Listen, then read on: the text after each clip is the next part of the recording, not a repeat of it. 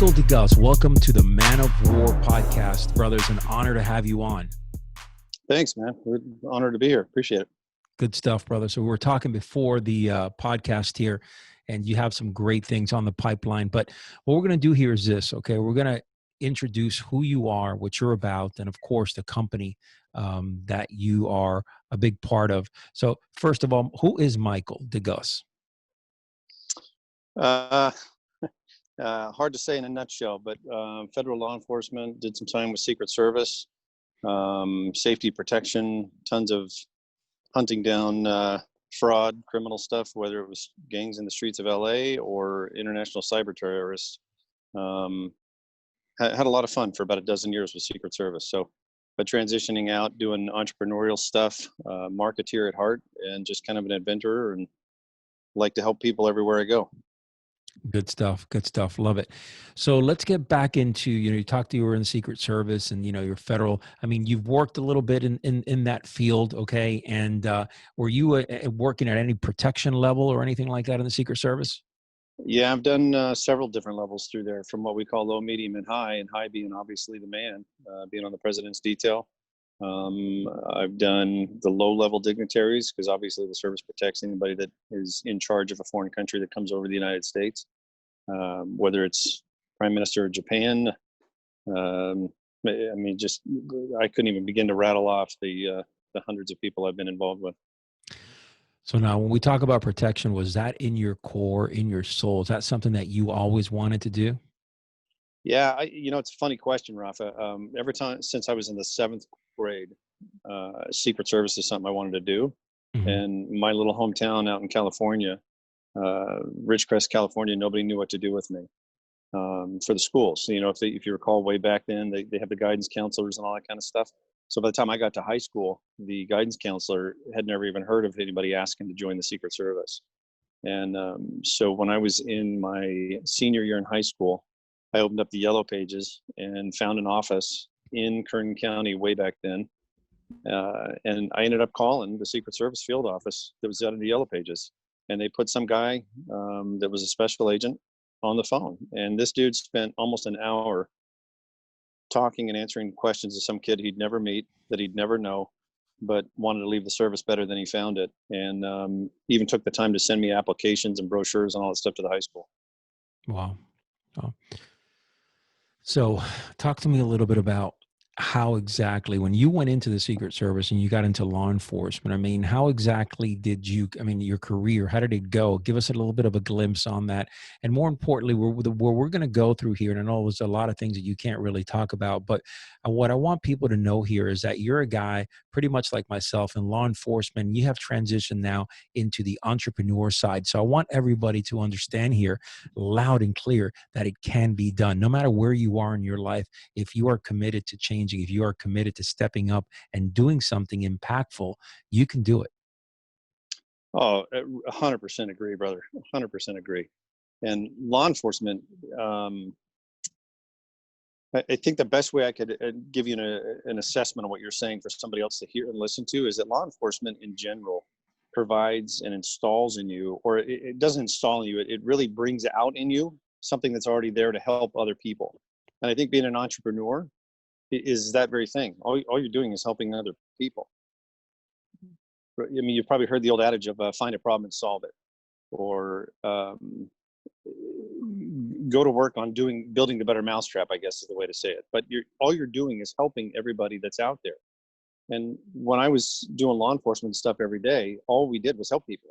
We'd get calls, you'd see it. You're doing protection. I'm helping keep somebody safe. And the skill sets of building plans, whether it's an operational plan for a warrant, serving a search warrant and going out and arresting somebody on an arrest warrant, whether it's doing protection, whether it's just working up a case plan to submit for prosecution. There's a process. And in the world of business, there's a process. There's idea to creating something and actually making something out of what you think of in your head and turning it into a tangible product. There's a process that you go through. And so you kind of build out your operational plan. It's just called a business plan instead of an ops plan. And there's a team that's involved, just like going out and doing all the ops that you and I are used to doing, that finding the right people makes all the difference in the world. Yeah. And I've been fortunate enough to do that. Totally. I agree. All right. So talk to me about the fire you had in your gut when you decided to go, you know what? I want to start something new. I want to start a company. I want to do something impactful, but more importantly, above all, is bring something to the market that can protect other people. Um, so I've always been a tinkerer as far back as I can remember. Always come up with stuff. Before I got into the service, I did some small little entrepreneurial things, but had this massive draw and passion pull to go back to the Secret Service and play that and do that. And so it's one of those, you got to check the box things. Otherwise I'd have been remiss in life. And so I ultimately did that. But in the course of doing that, you still don't lose the fire of wanting to be an entrepreneur and develop things and stuff. And so when this thing happened, it's kind of a culmination of a lot of skill sets that I've learned, and then a lot of things that I've had, and then events that I've just been a part of. Like, my older brother is law enforcement as well. And 13 years ago, he responded to an active shooting call on the radio before it was really a mainstream in vogue kind of thing. And I mean, I hate using those terms about it, but I don't know how to, everybody knows what it is today. And back then nobody really saw it every day or every week, but he went in and did the job, did the job, went to work, and unfortunately had to take somebody's life. But that person was intent on taking other people's life. And so fortunately, he was able to respond and put the threat down and resolve it before any innocent person was killed. There was several people hurt, but nobody was killed. And that was all due to my brother being in close proximity enough to respond fast enough when the call came out. So I actually had an inside look at active shooting things from two sides, because it was a very small community at the time. And half the people thought he was a hero, and the other half thought he was a killer. And very few people understand what it's like for a law enforcement officer. Yeah, you volunteer.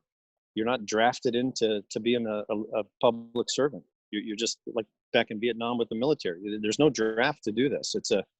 I volunteer to go and sign up and go to the academy and have the gun and the badge and put my life on the line. But nobody teaches you when you pull the trigger what the aftermath is. And so the people that are affected are not just the everyday citizen, but also the law enforcement side of it. And so I spent a lot of time with my brother working through that stuff mentally with him, listening to him, and a lot of tears, which big tough macho guys don't want to talk about. But through all that, I got in doing what I do with the service and all the protection side, and all those experiences kind of culminated one day into developing the brand Leatherback gear and the product that you see. So let's dive into that. All right. Your brand, Leatherback gear. I mean, talk to me about what it is. So I get asked that question a lot. And very few people understand the backstory of this, because we've been running this for 3.5 years. And you're one of the first people to hear about who's actually behind the brand. We pump the product first, and the story of the brand doesn't exist yet. And so we're just now, I'm kind of coming up to periscope depth of telling the world who's behind the brand here. So the name Leatherback itself is a sea turtle. If you're familiar with turtles at all. Sure. So Leatherback sea turtles, I spent years in Fiji going back and forth, and was involved in helping some turtles over there doing stuff. But when we developed this product for a backpack that separates into front and back protection in a matter of seconds, the correlation was obviously a turtle shell. And so if I describe it to people, it's like you're putting on your turtle shell. Just take your pack off and put on a turtle shell. They could instantly connect the dot of, oh, I got it. I got a shell on the front and a shell on the back, 100%. But when we started researching, being the entrepreneur side, now you got to build a brand, not just a product. Everything that we used with turtle, when I was coming up, it was like Turtle 6, or everything reminded me of turtle wax or turtle umpteen things, right? So we just kept hitting roadblock after roadblock. And I actually played around with labeling it something called, I'm not a hugely religious person by any means, but there's a biblical reference in the book of Psalms 91 verse 14. And so I actually played with initially labeling this as P9114, because I really liked the 911, and it was all around, I will be with you, I will protect you. but the more I dove into it, it just didn't quite feel right. Like Mhm. this would be the brand that we would run with. And I got up one day thinking about my time in Fiji and sea turtles, and the leatherback turtle came to mind. So I went to work and did some research on this thing. And it turns out they are technically dinosaurs today. And they have been around since the era of dinosaurs. They're the oldest sea turtles out there. They're the biggest.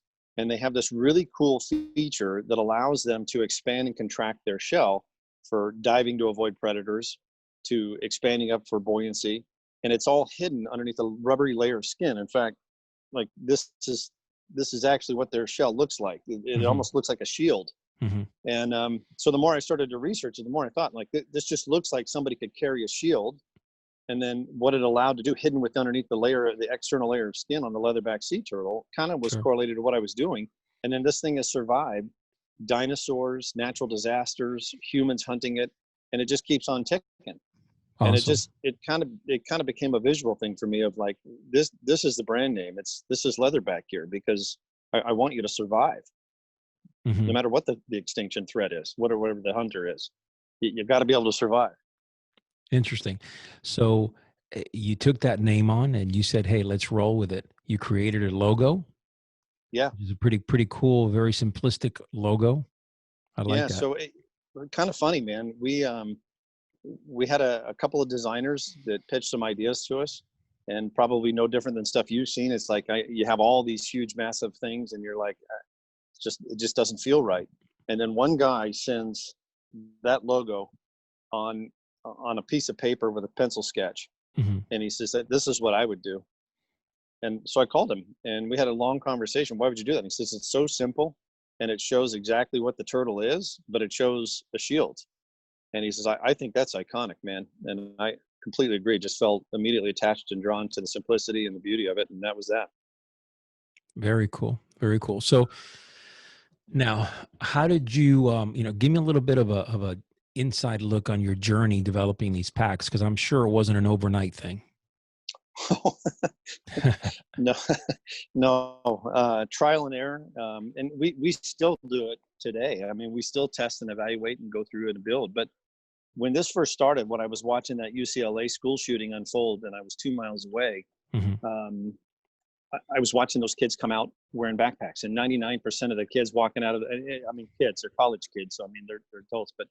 walking out of the buildings on campus, and every one of them had a backpack on. So this hit me Right. like a ton of bricks. Like Mhm. this is the answer that I was researching to try to help people, because I was involved in an app for school safety and school shooting stuff. But short of you hitting your phone and the Iron Man suit jumping out, it Right, didn't do right. anything to help you, right? So as I kept ideating through this with several people on active shooters, when I saw that UCLA thing, this thing hit me. So I went that night um, after I got done doing all the stuff I was doing on a security plan, and I called my brother as I'm driving home. I said, "Man, I got an idea.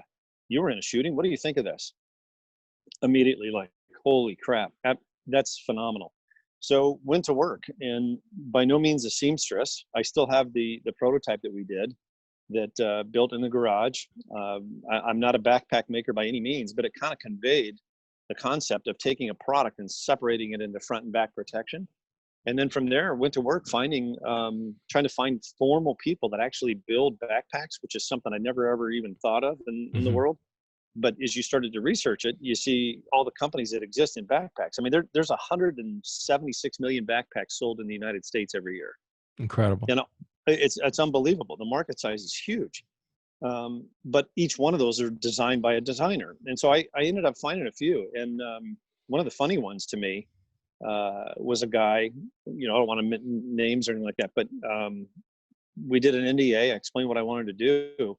And the guy told me, this is probably one of the greatest advancements I've ever seen in backpacks, but I got to tell you, I'm going to pass. And I said, why would you do that? And he says, well, I don't like violence, and I don't like guns. And I don't think, um, Oh, come uh, on. yeah, I swear. Wow. So I think we need to work on getting rid of guns. And so that was the first foray into finding a formal designer. That thankfully the third guy that I interviewed loved it, and we went to work, and that's how we've started. But we went through several iterations of going back and forth and back and forth and back and forth. Finally got it, and then even the manufacturing process. It's like we went through several iterations to find the right fit for that, and then fulfillment, and then it's like colorways. Which colors are we going to use? What's the market going to What are they Mm-hmm. going to do? The attorney that I have, world-class attorney. Mm-hmm. Sorry, I don't know, you dropped out. Phenomenal law firm. And he and I went to talk about the patents on this. So I called him. I've done several things for him over the years, helping out. And I think he was just being polite, entertaining me. So we went and had breakfast, and he said, "So where's this backpack you're all excited about?" And I said, "Well, it's right here." And he says, "Well, no, where's the bulletproof backpack?" And I said, "It's right here." So I tossed him the backpack. He goes, "Well, this is a backpack." I said, "Yeah, that's what'd you think I was talking about?" And he's like, "Well, I was picturing something like in Afghanistan, this big massive thing with all this weight." And he goes, "Well, where's the armor?" And I said, "It's in there, Brett. That's the backpack." "You're kidding." And I said, "No." And he said, "What?" I said, "Well, pull that red zipper." Unzip. His jaw hit the desk. He put it on. He's like, "Oh my God, you're going to sell millions of these things." But, and we just keep going. So it's not all rosy. I've had a lot of challenges. We've had everything from trying to find designers to even investor challenges, which Sure. that's a whole episode in and of itself of dealing with stuff on that. But thankfully, it's just like being in law enforcement, man. The answer is we're keeping going. Like I'm going home at the end of the day, and this is gonna go at the end of the day. So despite the obstacles, we just keep going. Awesome, man. Love that mindset. No doubt about it. Where you just Yeah, forge ahead no matter what. And look, business is business, man. You're going to run into obstacles just like, I believe business to be, definitely a war zone at times where you have, 100%. difficulties, man. You got to overcome them. No doubt about it. You got to forge away because this is how you're going to ultimately be successful. And I believe your product. And for those that don't know, I carry his backpack daily with me everywhere I go. And I'm going to be definitely putting it out there more for everyone to see. And it's just a great product, well made across the board. And for you guys know that for me to back a product, I have to truly believe in it. This is just a great backpack all the way across the board. I mean, there's plenty of room in there. You never even know there's, ballistic panels front and back. And the way that they've done it with the zippers, just the quality. Okay, which let's get into that for a second. The quality of the product, because it's not just that it's a good looking backpack. It's the quality of the material, the way that it's sewn, the way that the zipper is laid out. I got to believe you went over quite a few times to get this right, huh? Oh, Rafa, I couldn't even tell you how many countless meetings and times we've gone through for revisions. Right. And it's not just the major stuff, it's also the minor stuff. It's the zipper placement. It's what is this pocket going to do? Do we need this one here? Should it be here? Should I move this strap over here? Some of it is so silly when you think of it, but at the end of the day, what you're looking for is that customer in that out of box experience, because we ship probably 80+%, 85% of our sales are direct to consumer. And Hmm. so when you get it on your doorstep, take it home, and you see that box that says Leatherback here on it, and you take it out, I want you to be impressed and feel like this is a quality item that Hmm. somebody spent a lot of time and attention developing and cares about your Hmm. safety. And I want you to feel that when you grab that backpack.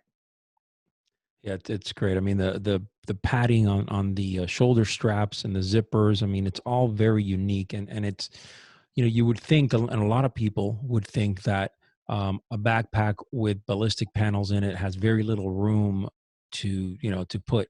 I got to tell you, I put multiple computers in there. I got plenty of room, pockets, and everything, and knowing that you have that in case anything were ever to go down, to be able to take that off and put it and use it. It's just a really good, comforting feeling across the board. Now, talk to me about, you have also backpacks for children, for younger age children. Talk to me about that.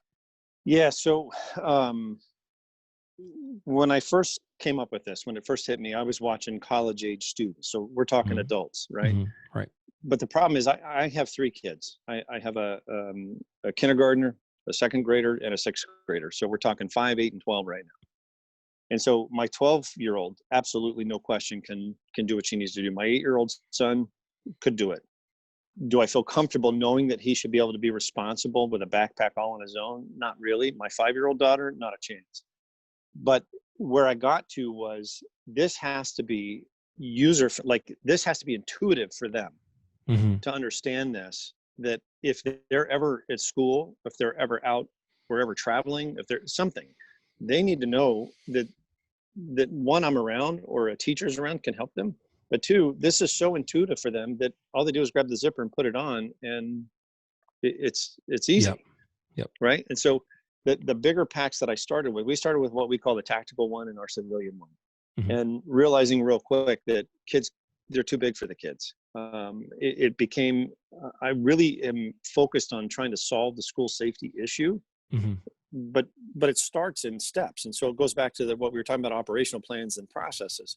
The steps are, one, would the market adopt what I was doing? And I think starting with kids was the wrong thing to do. So let's just see where we were at. Would anybody buy the pack? So I started with the adult size ones first to see and test it. Yep. And we started to learn and learn and learn and learn. And that's how we ended up developing our Sport One, based on a lot of feedback and a lot of feedback from moms, because every law enforcement, military, first responder, ambulance driver, they're all, they've got a family. And so it was like, hey, this is really cool. My kid could use this. And so we started to see that. Whereas 3.5 years ago, everybody thought I was crazy when I first started this. Sure. But now this, if you recall, going to school, back to school this year, in the 2019, at the end of the year, everybody was talking about bulletproof backpacks, right? So Leatherback gear looked like it was Nostradamus, but I still wasn't comfortable enough until we were able to hone down and get rid of all the extra stuff and make this intuitive so that a kid puts their stuff in it and they know that zipper does that one thing, and that's all they need to worry about. But we ultimately did. We came out with a Sport One Junior, and then in continuously evolving and honing in our marketing, Rafa. I don't know if you've been on the site in the last week or so, but we've updated it. But one of the things that's hit me on the marketeering side is that backpacks, they have one sole function since they were invented 1,000 years ago. They were patented a little over 100 years ago, but their whole purpose is to carry on your back whatever you needed or wanted to keep safe and protected wherever you were in the world, right? That's all they've done. And the innovation over the last 100 years is like, let's run a wire through, or let's put a battery in it so I can charge my cell phone. We have 4 patents in the United States now that cover everything to do with our separation, our detachable tourniquets and the shoulder straps. I've got patents in Canada, Israel, the EU, all that kind of stuff, all because today we've taken and done with backpacks what nobody's ever done or thought possible. And that was it was simply taking an existing thing and turning it into a protective thing. So the way you stayed safe and protected in the world yesterday no longer applies to today. And so today with Leatherback, the most important thing you'll ever put in your backpack today is you. That's awesome. And yep. We're the only brand in the world that can say that. We're the only brand that has patents that allow you to do that. And so if you get on the site now, you'll see there's actually a kid on one of the main pictures, on one of the main slider images up top, that says that very thing, that the most important thing you'll ever put in your backpack is you. Awesome. I love that. It's a great slogan and something very powerful, impactful. All right. So let's talk about school shootings, active shooters, incidents, and more importantly, I think breaking this down is, how do you think society in general will take, hey, you know what, we're going to be wearing these backpacks, taking them with us. And they have ballistic panels. See, I find that a lot of people get uncomfortable with the word ballistic, and they get uncomfortable with, bulletproof, and it's just a sad way to start looking at things. People need to, in my opinion, I don't know if you agree with me here, Mike, but they need to snap out of some of this weak mentality that's out there. When it comes to saving lives, when it comes to possibly, being right in the heat of gunfire and saving a limb or saving your life or saving another's life, and having some type of shield between you and that round that's coming your way, I think that is life-changing. I think that is something that most people should start kind of getting their head around and start saying, you know what, we do need to wear some type of protective, or at least have it accessible to us when the shit hits the fan. Yeah, so you're hitting on, you and I could talk for hours. I have a feeling you and I would have a field day talking about this. So if you ever want to talk on another podcast and drill into this, let me know. But I'll try to give you some highlights, because I get into a lot with people that ask these questions. And so absolutely agree. When I started, we started a term called backpack to bulletproof. And that was kind of our catchphrase. What I don't like is bulletproof is, as you know, armor's not bulletproof. Right. Mm-hmm. It's armor, right? So it's a scary conversation for a mom, for a dad, for a business owner. If you're not law enforcement, that scares the snot out of you. But guys like you and me, it's just like, well, whatever. It's like putting on a necktie today. I'm just going to work. Sure. So what? But there's a Greek philosopher by the name of Plutarch. I don't know if you ever heard of the guy, Sure. but he has a great quote that said, a warrior carries a shield not for himself, but for the sake of the line. Yep. Right. So if I'm a parent like I am, and I've got 3 kids and a wife at home, then I'm giving them a shield, mm-hmm. not for the sake of them, but for all of us. Like it's impactful for everybody. Sure. And armor itself, we're trying to change the category. I've had a lot of knockoffs. I have a lot of people trying to sell bulletproof backpacks where they just put a panel in a backpack called mm-hmm. We're trying to bring some responsibility and authenticity to this category in the market today. So we're actually changing it and calling it an armored backpack, which is something that you probably are familiar with, like armored cars. You don't mm-hmm. call it a bulletproof car mm-hmm. to go pick up money at the bank. It's an armored truck. So we're using the word armor because I think it's more realistic and it's less intimidating because everybody knows what an armored truck is. Secondly, safety and protection is everyone's responsibility. Mm-hmm. It's not, you can't just dial 911, assume you're going to be safe and protected. Much like you don't go get in your car and put your seatbelt on and go down, drive the road. Like you put on safety devices all day long. You do self-protection all day long. Of course. I'm just telling you that you need to do it with a backpack because as of right now, do you know the last time a kid died in a fire in a school? No. But do you know if you caught on fire, what to do? Like what's three words that come to mind if you're on fire? Roll on the ground, of course. Yeah. Yeah. Stop, drop, roll, right? Roll. Right. Yeah. Right. So now if there is a fire in the building at a school or a home or whatever, mm-hmm. do you just open the door? I hear what you're saying. Yeah. You know, like you're testing for heat, right? So that to me is a scary conversation. I don't know about you, but being burned alive scares the crap out of me. Like I'm not interested in that. But yet every kid is taught in school, stop, drop, roll, check the door for heat, stay low. Every classroom, every hallway, every office in a school mm-hmm. has a fire extinguisher. They mm-hmm. all have sprinkler systems. But yet, did you know that it's been almost 70 years since a kid died in a school environment? And yet they all know what to do today. Yeah. And so I think totally. For me, what we're doing is akin to whoever came up with the first fire extinguisher mm-hmm. and thought when the thing caught on fire, they go running in there with a fire extinguisher and start. I'm sure everybody thought they were an idiot. Like you're out of your mind until it worked. And then it's turned into this entire industry where there's building codes that exist now for schools and hospitals and office buildings that require fire sprinkler systems, fire alarm panels, mm-hmm. fire extinguishers to be put throughout, training involved. And yet, Rafa, there's still a fire department all over the place in the United States. They still come running, but they're reliant on you to 1, notify them, and 2, try to mitigate it, and 3, save yourself or those around you right until they get there, right? I'm not Yep. telling anybody to, like, the police department shouldn't exist. What I'm saying is you need to afford yourself the time and some sort of reactionary tool like a fire extinguisher is to a fire. It's a reactionary tool to a life-threatening problem. And so Leatherback 100%, man. Mm-hmm.